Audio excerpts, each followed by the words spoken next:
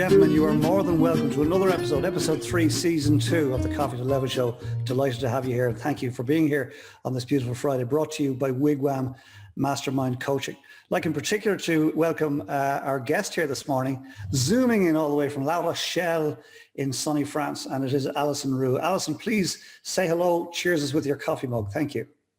Good morning, everyone. Bonjour tout le monde, j'espère que vous allez bien.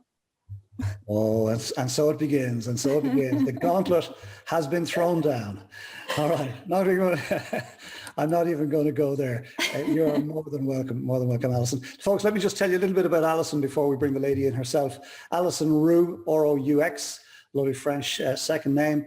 Dun Roman Consultants is her business. She says her business is a sales agency.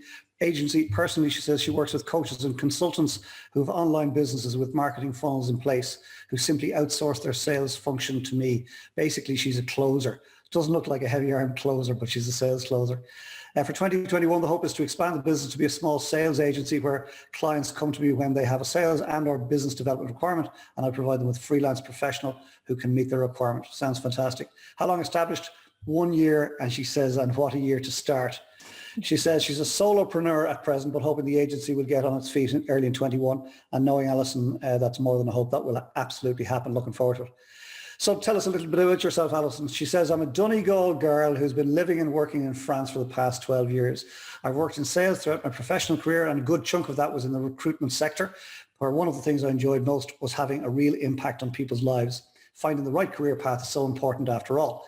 However, after having a much awaited baby, and we've all met Luca, and we might meet him this morning, the traditional corporate life of long days, traveling for work and constant pressures was no longer compatible with my personal life.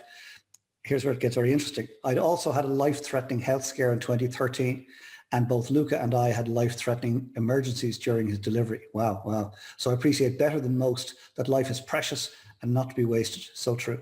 So I left my job, she says, married the love of my life, Johan, moved house to somewhere more suitable for a small family, and then started up to set up my business at the end of 2019.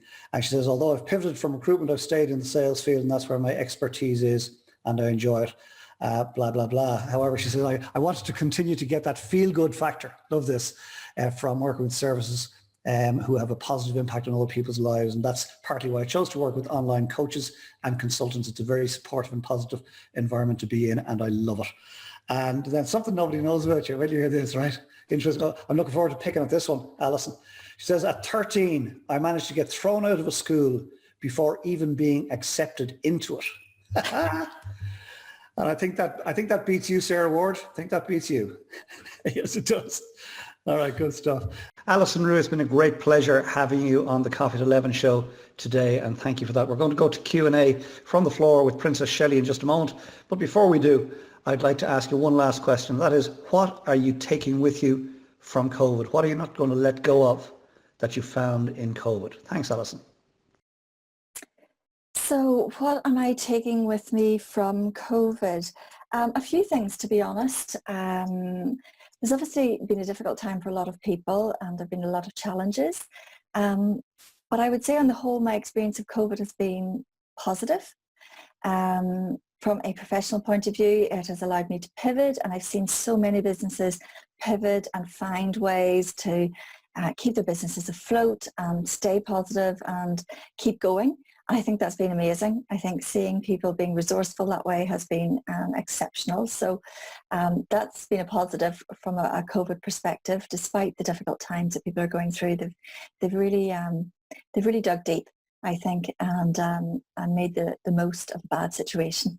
And from a personal point of view, I think the solidarity, everybody looking out for one another, has been heartwarming, really. We've learned to look after our neighbours. We've made sure that we're checking in with people that we maybe don't see as often. And I think that we've had a bit of a difficult reminder that we do need to look after one another. We don't get a million chances to be with people. And when we don't have those chances available to us with isolation and with confinement, then we really do need to make the most of them and make sure we keep in touch. And COVID has been a bit of a harsh reminder of that as well, but nonetheless brought the better out in people. So COVID to me has been tricky enough, but positive on the whole. So that's what I'm keeping with me from COVID.